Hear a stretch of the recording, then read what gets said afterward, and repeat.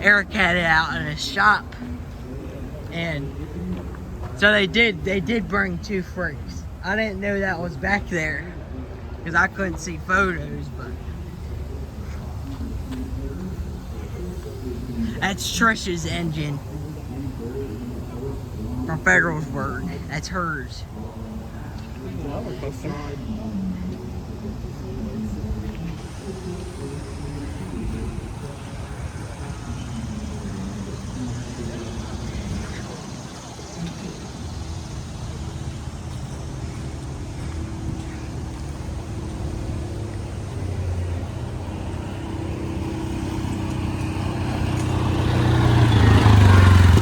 And then the Angle family freaks back here in the woods. Were you running Bobby Taylor around yesterday?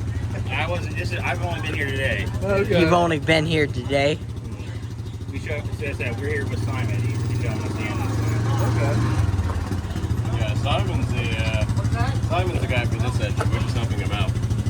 Well, this used to be AJ Hamilton's engine. Before he passed away. Before he died. So.